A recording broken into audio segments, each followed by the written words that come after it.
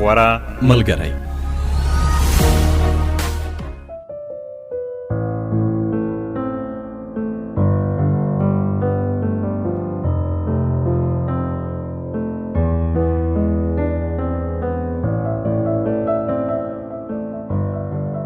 سلامونه نیکی هیلی او پیرزوینې د غوره ملګری خپرونې قدرمن اوریدونکو، خدای دې وکړي چې روغ او جوړ اوسئ. خوشحاله یم چې د نن ورځې د غوره ملګری په خپرونه کې یو ځل بیا هم زه مریم هوتک له تاسو سره یم. په تېره خپرونه کې موږ تاسې د کتاب په اړه ډېر څه واورېدل چې د بریالیو نجونو راز په نوم کتاب دی.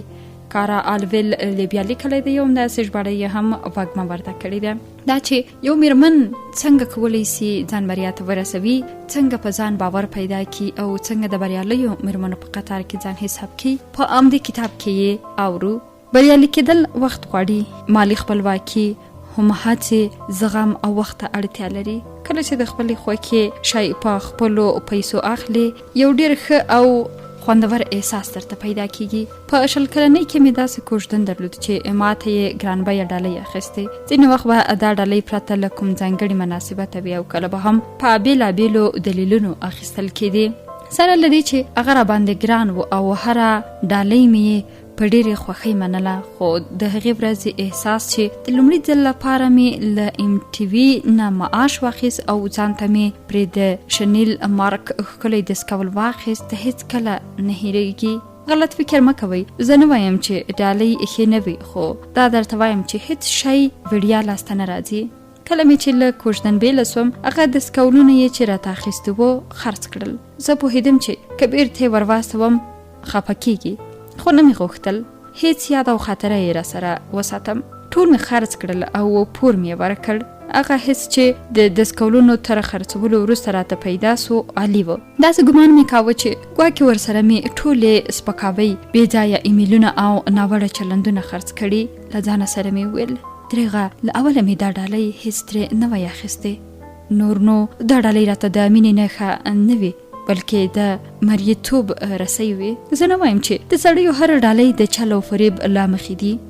زما د ژوند ملګری مهربانه، مینهناک او ښه سړی دی چې ماته یې ډېرې ښکلې ډالۍ راکړې دي، خو د کوژدې له منځه تلو او کله چې د وخت په تېرېدو لا هوښیاره او بریالی سوم، نو له ځانه سره مې ژمنه وکړه چې وروسته تر دې نه په تمه کېږم چې یو سړی دې راته د اړتیا وړ شیان واخلي. که څه هم 10 کاله وخت یې ونیوه چې زه له ځانه معاش ولرم او هغه د شنیل مارک دستکول واخلم، خو هېڅکله به مې یېره نسي چې کله په نیویارک کې د شنیل مغازې ته ننوتم او دستکول مې خوښ کړ، نو څه عجیب حس مې لره. هغه ورځ مې بازار ته تګ ځانګړی و. سهار وختي مې د خپلې خوښې کوټ واغوست، خړې چرمي موزې مې پر پښو کړې. د بروکلین منټن ته مې ټکسي ونیوه چې خپل لومړنی خرید تر سره کړم. په ډېر ویاړ مغازې ته ننوتم. د مغازې کارکوونکي زما د خوښې دستکول راوړ. دسمه مې یې په روږه واچوله. هغه وویل ډېر ښه ښکاري. ما په داسې حال کې چې په هنداره کې مې ځان لیده ورغبرګه مې کړه، همداسې ده. څو شېبې له ځانه سره په فکر کې سوم. له ځان سره مې وویل نن زه دلته یم چې تر دومره هڅو او کار وروسته ټولې پیسې د خپلې خوښې پر دستکول ورکړم.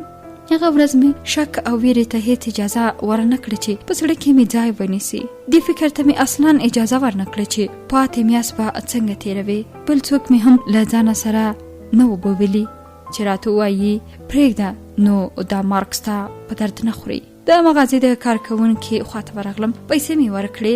له ځانه سره مې وویل همداسې دستکول مې غوښته. 10 دقیقې وروسته له مغازې ووتم. د لایي او خړه رنګه اصلي دستکول مې په لاس کې و چې ټولې پیسې مې یې نغدې ورکړې وې. ما د بل سړي له بانکي کارت یا پیسو ګټه نه واخیستې. ما د خپلې خوښې دستکول په خپلو پیسو ځان ته واخیست.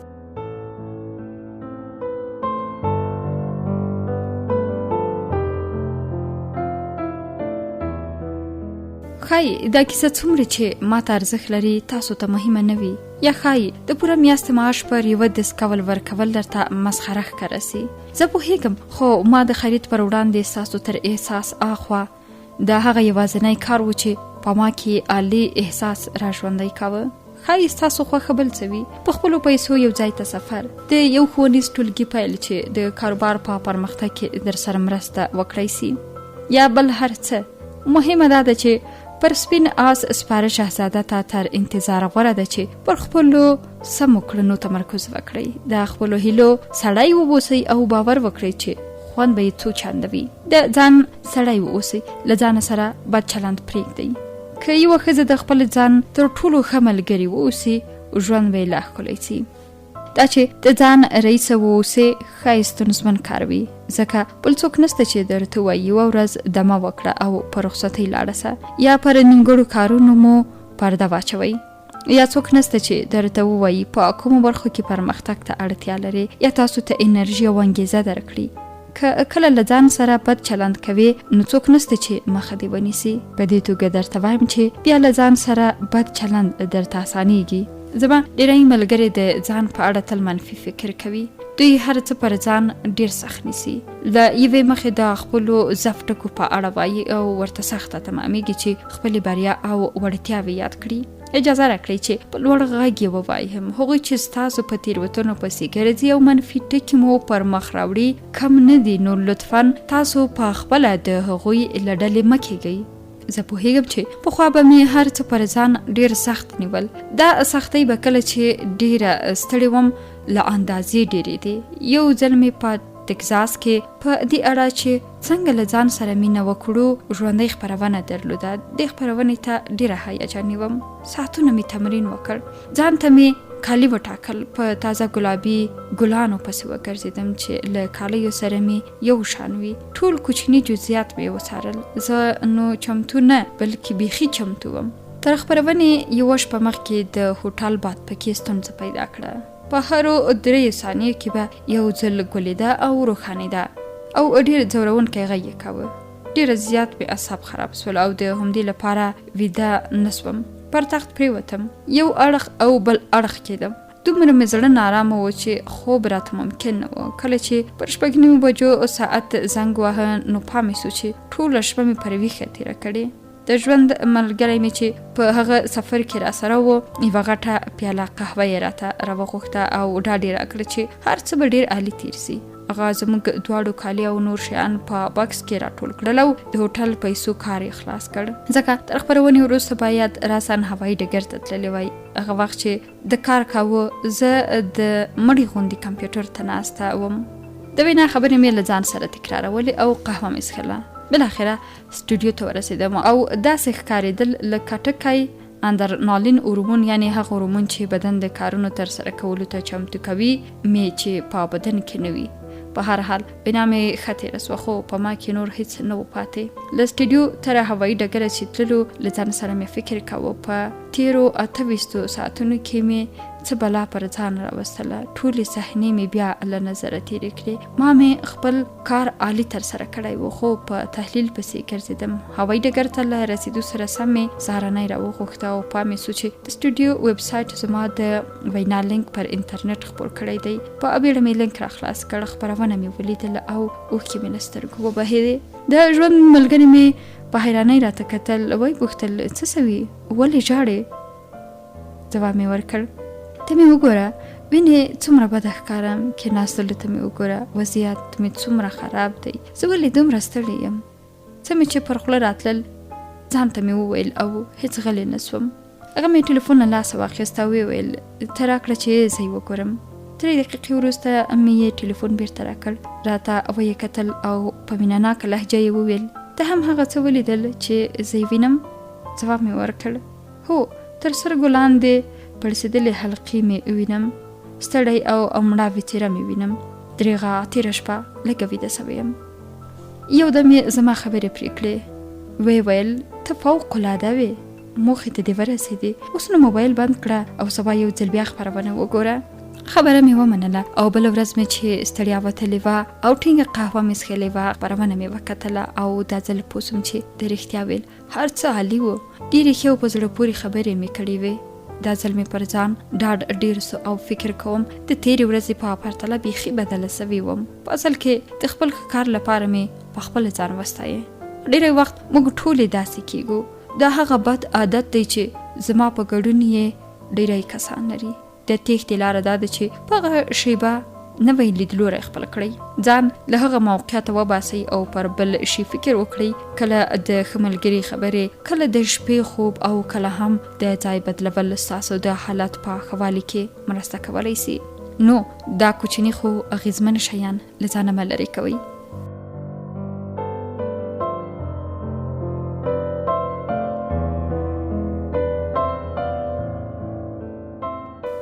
د خوښۍ او ښادۍ څپې ډېرې کړئ. که مو د کورنۍ غړي یا هغه ښځه یا سړی چې خلک تاسو پرې پیژني نه وي، نو ستاسو اصلي شخصیت څه دی؟ خپل هغه شخصیت وپیژنئ چې په یوازې ځان په نړۍ کې څوک یې او د ښه احساس لپاره څه شي ته اړتیا لري. ګمان کوم دا به د ژوند تر ټولو مهمه مسله وي. خپل اصلیت وپیژنئ. که دا پیژندنه مو ترلاسه کړه نو بیا به د هر کار له عهدې وتلی سئ. انجلینا جولی دا وایي موږ ټولې پوهیږو چې پر بریالۍ او نوښتګرې ښځې بدلیدل ډېره هڅه غواړي او د بریا تر ټولو لوی راز همدا دی. په ساعتونو زیار، په سختیو کې مقاومت، کاري ستونزې زغمل او له هر وضعیت سره ځان برابرول د دغې لوبې برخې دي. نوښتګرې تل یوه وضعیت بل وضعیت ته خپل لوری بدلوي، داسې چې خپلې اړتیاوې له یاده باسي. موږ وړاندې تر دې چې ځانونه ښځې وبولو، ځان د کاروبار خاوندانې ګڼو او ستونزه همدلته ده. ډیری کسان چې ما ته راځي ګمان کوي چې ګواکې ستونزې یې کاري دي. حال دا چې ستونزې د شخصي ژوند وي او باید د حل لپاره یې لاس په کار سي تر څو کاري مسایلې هم حل او هم فصل سي. که د ژوند له پخواني ملګري سره مو کومه ستونزه نه حل پاتې ده، که له خپلې ظاهري څېرې او وضعیت خوښې نه یئ، که په شخصي ژوند کې له اضطراب سره مخ یئ، نو باور ولرئ چې دا ټول مسایل ستاسو پر کاروبار مستقیم اغیز لرلی سي. شخصي او کاري ژوند له یو بل سره تړلي دي. کله چې زموږ ژوند له ستونزو سره مخ کیږي نو کړنې مو هم هماغه ستونزې منعکسوي. که مو وجود ښاد وي نو په کار کې به هم ځلیږئ. زه په خپله په جدي توګه هڅه کوم چې د کاري او شخصي ژوند ترمنځ مې توازن وساتم او پر دې باوري یم چې تر اوسه نه یم توانېدلې دا توازن رامنځته کړم. زما لیدلوری دا دی چې موږ د یوې ښځې په توګه باید له خپلو غوښتنو خبرې سو. کومه خبره نه ده که څه وخت یوازیتوب کې تیر کړو، څه وخت په ورزشي لوبغالي کې اوسو یا د کار ترمنځ څه شی بدمه وکړو.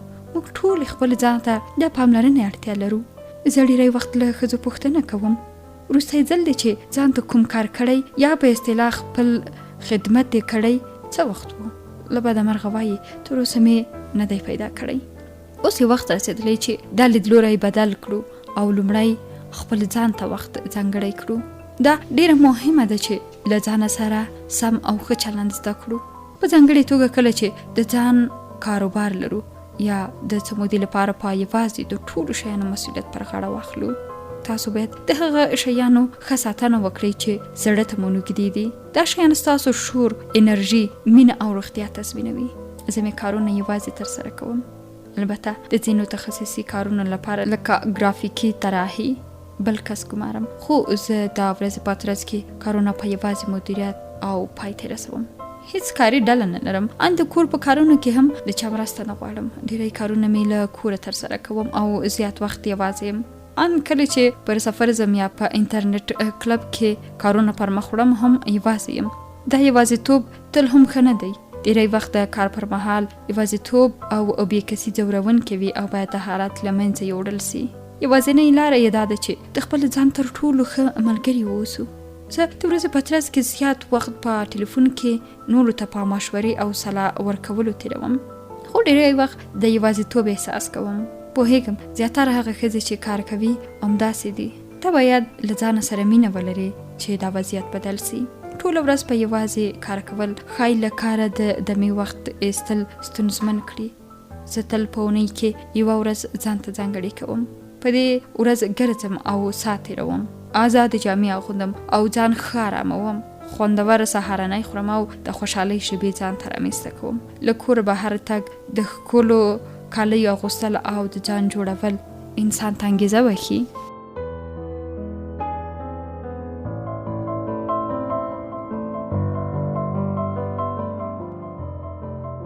کله چې ځان ته خوښي او ښادي ورکوم نو د ښکلا او مسروالي حس راکې پیدا کیږي. دا دواړه حسونه ټولو ښځو ته اړین دي کله چې ځان ته تر ټولو ښه کالي اخلم پر خپل زړه ځان جوړوم او ځان ډیر ښه رستورانت ته مېلمانه کوم نو حال مې بل شان ښه کېږي. نه غواړم درواغ ووایم خو کله چې رستورانت ته ځم هم د کار په اړه فکر کوم. ځینې وخت خو له هماغه ځایه مې کارونه پر مخ وړم. البته پوهېږم چې ډېری نامعلوم کارونه ترسره کوم. د بیلګې په توګه په ټولنیزو رسنیو کې خپلې لیکنې خپروم یا پر نوو موضوعاتو فکر کوم. لنډه دا چې دا یوازې کېناسته ماته د مهموالي، ځانګړیتوب او له ځانه د ساتنې احساس راکوي. سربیره پر دې په میاشت کې یو ځل د هغو کسانو لیدو ته هم وخت باسم چې راته ګران دي. کله مې له مور سره د شپې ډوډۍ خورم، له کمپیوټر او مجازي نړۍ لرې کېږم او په واقعي نړۍ کې مې ملګري وینم. ان ځینې وخت که کوم مهم کار هم ترسره کولو ته ولرم زه بیا هم دوی ته ارزښت ورکوم او پرته د ګناه له احساسه یې لیدو ته ورځم.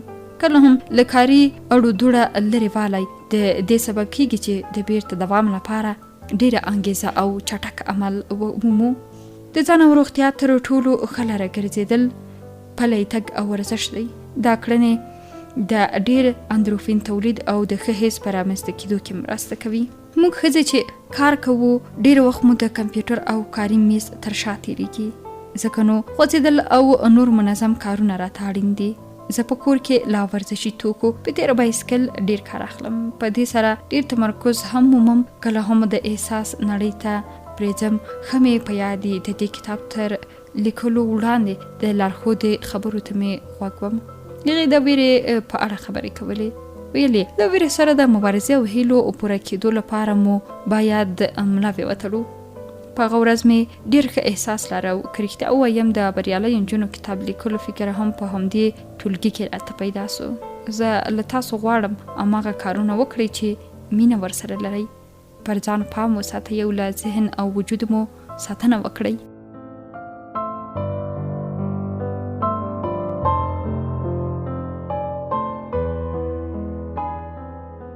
له ځان سره نرمي او مهربانه واوسئ. یوه بله مهمه خبره هم باید درته وایم. داسې هم نه ده چې هره ورځ دې مثبتې واوسئ یا د خوښیو څپې دې ابدي وي. په اصل کې دا کار ناشونی ده. زه په خپله ډېرې ورځې د ستړیا، بېوسۍ یا ان د ناچارۍ احساس کوم. داسې ورځې هم وي چې هیڅ کار مې له وسې نه کېږي او یوازې یو شی مې ذهن ته راځي، دا چې پر ځان مهربانه واوسم. پخوا مې عادت و چې په داسې ورځو کې به مې په زور خپل حال ښه ښود. ځان ته مې ویل هر څنګه چې کېږي باید عالي او ښه واوسم. په پایله کې به هر څه تر بد بدتره سول. خو اوس بیا په داسې حالاتو کې د خپلې خوښې چیني خواړه او شربت راغواړم. بدن او ذهن مې آراموم او دا سختې ورځې هم منم. له ځانه سره مې د مور مشهوره جمله تکراروم، دا به هم تیر سي. ژوند ډېرې هسکې ټیټې لري او د نوښتګرو کسانو ژوند له دې اسکو ټیټو ډک دی. کله داسې ورځې راځي چې ګمان کوي د نړۍ تر ټولو لوړ غره پر څوکه ناسته یې. ټول پیرودونکي دې درڅخه راضي دي، ته پرې ګرانه یې او کارونه دې ډېر عالي پر مخ ځي. داسې ورځې هم راځي چې وایي دریغه د دیوالونو خښته وي. زما په نظر دا شان ورځې د ځواک او غښتلتیا د ازمویلو ورځې دي. دا ماغه ورځې دي چې باید پر ځان مهربانې واوسئ، له ځانه سره مینه وکړئ او د وجود د شور او ځواک په ساتلو کې مو هڅه وکړئ. تاسو ته سپارښتنه کوم چې ځان ته ډېره پاملرنه وکړئ. ځان ته د ساه اخیستلو وخت ورکړئ. پرېږدئ چې نورې هم ځواکمنې سئ. که د ځان بیا جوړونې ته وخت ځانګړی نه کړئ نو هم دا چې په کارونو کې ونښتئ یو دم به راماتې سئ او داسې ځای ته به ورسېږئ چې هیڅ مو یې تګ نه غوښته. قدرمنو اوریدونکو، د غوره ملګري خپرونه په همدې ځای پای ته رسېږي. تر بیا مو ډېر عمل.